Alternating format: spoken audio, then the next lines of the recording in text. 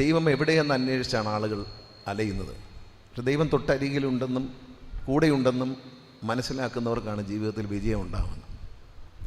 എൻ്റെ ജീവിതത്തിൽ പല ദുഃഖങ്ങളും ദുരിതങ്ങളും അനുഭവിച്ചപ്പോൾ ഞാൻ മനസ്സിലാക്കിയത് ജീസസ് ക്രൈസ്റ്റ് എൻ്റെ അരികിൽ വന്നു എന്നതിന് ശേഷം വലിയ വ്യത്യാസം എൻ്റെ ജീവിതത്തിൽ ഉണ്ടായിട്ടുണ്ട് എന്ന് വിശ്വസിക്കുന്ന ആളാണ് ഞാൻ. സത്യത്തിൽ ഈ രാഷ്ട്രീയത്തിൽ വന്നതിന് ശേഷം ഒരുപാട് ദുരിതങ്ങളുണ്ടായി, ഒരുപാട് ആക്രമണങ്ങൾ നേരിട്ടു, ഒരുപാട് പേര് എന്നെ നശിപ്പിക്കാൻ ശ്രമിച്ചു. പക്ഷെ അവിടെയൊന്നും അവർക്കൊന്നും എന്നെ നശിപ്പിക്കാൻ കഴിഞ്ഞില്ല എന്നുള്ളതാണ് ദൈവത്തിൻ്റെ മഹത്വം.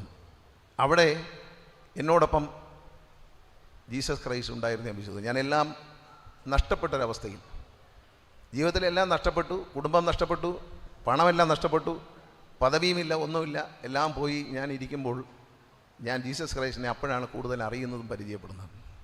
യേശു എൻ്റെ കൂടെ നിന്നു. എനിക്ക് പറയാനുള്ളതെല്ലാം ഒരു ദിവസം കതവടച്ചിട്ട് ഞാൻ യേശുവിനോട് പറഞ്ഞു. എൻ്റെ ജീവിതത്തിലെ ശരികളും തെറ്റുകളുമെല്ലാം ഒരു കുമ്പസാരക്കൂട്ടിൽ പറയുന്നതിനേക്കാൾ പച്ചയായി. കാരണം വേറെ ആരും കേൾക്കൂലല്ലോ. ഞാനും എൻ്റെ മുന്നത്തെ കസേരയിരിക്കുന്ന യേശുവും മാത്രമേ കേട്ടുള്ളൂ. ഞാൻ എല്ലാ തെറ്റുകളും ശരികളും, എനിക്ക് ശരിയെന്ന് തോന്നിയതും എനിക്ക് തെറ്റെന്ന് തോന്നിയതും എല്ലാ കാര്യങ്ങളും ഞാൻ പറഞ്ഞു കഴിഞ്ഞപ്പോൾ എനിക്കൊരാശ്വാസം ഉണ്ടായി. എൻ്റെ മുന്നിലത്തെ കസേരയിൽ, ഞാനിവിടെ ഇരിക്കുന്നു, ആ കസേരയിൽ യേശു ഇരിക്കുന്നു എന്ന് ഞാൻ സങ്കല്പിച്ചുകൊണ്ട് എൻ്റെ വിഷമങ്ങളെല്ലാം പറഞ്ഞു. എൻ്റെ സങ്കടങ്ങൾ, എൻ്റെ ശരികൾ, തെറ്റുകൾ, എനിക്ക് തെറ്റെന്ന് തോന്നുന്നതും എന്നാൽ എനിക്ക് തെറ്റെന്ന് തോന്നാത്ത കാര്യങ്ങളും ഞാൻ പറഞ്ഞു കഴിഞ്ഞതിന് ശേഷം എൻ്റെ ജീവിതത്തിൽ ഈ തിരുമേനി പറഞ്ഞ പോലെ ഓരോ അടയാളം, ജീവിതത്തിലെ മാറ്റങ്ങളുടെ ഓരോ അടയാളം കണ്ടു തുടങ്ങി. ഞാനെല്ലാം നഷ്ടപ്പെട്ടവനായി കിടക്കാൻ തിരുവനന്തപുരം നഗരത്തിൽ സ്വന്തമായി ഉണ്ടായിരുന്ന വീട് പോലും നഷ്ടപ്പെട്ട് എൻ്റെ സുഹൃത്ത്, തിരുമേനിയുടെ അടുത്ത ആളാണ് ബാലഗോപാൽ എന്ന് പറഞ്ഞാൽ എനിക്കൊരു സുഹൃത്തുണ്ട്, തിരുമേനിയുടെ ഏറ്റവും അടുത്ത ആളാണ്. ബാലഗോപാലിൻ്റെ വാങ്ങി പൂട്ടിയിട്ടിരുന്ന ഒരു ഫ്ലാറ്റിലേക്ക് ഞാൻ താമസം മാറേണ്ടി വന്നു. അന്ന് ഞാൻ ഒറ്റയ്ക്കായിരുന്നു. അപ്പോൾ എൻ്റെ കൂടെ ഉണ്ടായിരുന്നത് ദൈവമാണ്.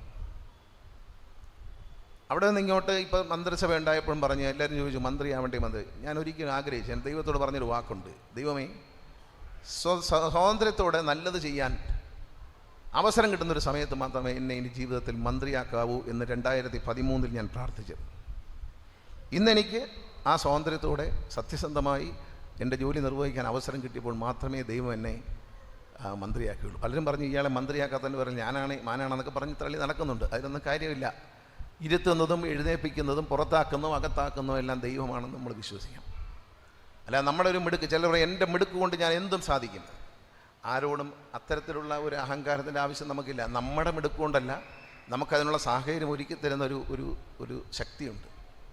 അതിൽ വിശ്വസിക്കാൻ തോന്നും. ഇപ്പം ഞാൻ ദൈവത്തിൽ വിശ്വസിക്കാത്ത ഒരാളോട് ഞാനിത് പറഞ്ഞാൽ അവർക്ക് കേൾക്കുമ്പോൾ അവന് എന്താ കുഴപ്പമെന്ന് തോന്നും. പക്ഷേ ഈ ലോകത്തുള്ളതിൽ ഭൂരിപക്ഷം ആളുകളും വിശ്വാസികൾ തന്നെയാണ്. ആ വിശ്വാസികളായ ആളുകൾ മനസ്സിൽ സൂക്ഷിക്കേണ്ട ഒരു കാര്യം, ദൈവം എപ്പോഴും കൂടെയുണ്ട്. ഒരിക്കലും നമ്മൾ തോറ്റോടാൻ പാടില്ല. ഒരു സ്ഥലത്ത് നമ്മൾ തകർന്നു പോയി എന്ന് പറഞ്ഞ് നമ്മുടെ മുമ്പിലെ വാതിലടഞ്ഞു, ഇനി എന്ത് ചെയ്യുമെന്ന് അറിയാത്തൊരവസ്ഥയില്ല. കുറച്ച് നേരം പ്രാർത്ഥിച്ചാൽ അത് കഴിഞ്ഞ് ചിന്തിക്കുമ്പോൾ, ആ ഒരു ഏകാന്തതയിൽ ഇരുന്ന് പ്രാർത്ഥിച്ചിട്ട് വീണ്ടും ചിന്തിക്കുമ്പോൾ നമുക്കൊരു വഴി അവിടെ കിട്ടും. പലരും എന്നോട് ചോദിക്കുന്നത്, ഈ KSRTC ഓരോ ഐഡിയകളെ കൊണ്ടുവരും, പത്തനാപുരത്തൊക്കെ ഓരോ കാര്യം ചെയ്യും. സാറിന് ഭയങ്കര ബുദ്ധിയാണ്. സാറിന് വലിയ ബുദ്ധിയൊന്നുമില്ല, ഒരു സാധാരണക്കാരനാണ്. എനിക്കൊരു സാധാരണക്കാരനുള്ള ബുദ്ധിയൊക്കെ ഉള്ളൂ, വലിയ ബുദ്ധിയൊന്നുമില്ല. പഠിക്കുന്ന കാലത്തും ഒരു ആവറേജ് സ്റ്റുഡൻ്റ് എന്നുള്ളതിനപ്പുറത്തേക്ക് ഞാനൊരു ഭയങ്കര IAS കിട്ടുന്ന വിദ്യാർത്ഥിയൊന്നും ആയിരുന്നില്ല.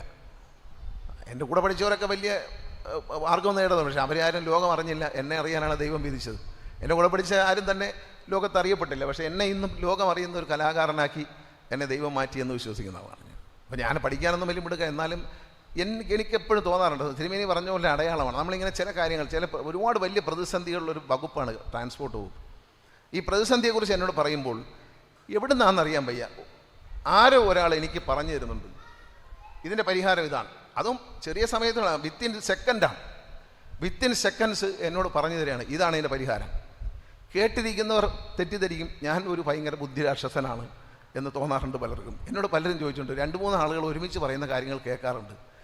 10 ദിവസം കഴിയുമ്പോൾ അത് വീണ്ടും ചോദിക്കും. KSRTCയുടെ CMD എന്നോട് ചോദിച്ചു, സാറ് ഒരു 15 ദിവസം മുമ്പ് ഇവിടെ ഇരിക്കുമ്പോൾ 3 സൈഡിൽ ഇരുന്ന് 3 കാര്യം പറഞ്ഞു, ഡിഫറൻ്റ് ആയിട്ടുള്ള 3. അപ്പോൾ ഇദ്ദേഹവും എന്നോട് കാര്യം പറഞ്ഞു.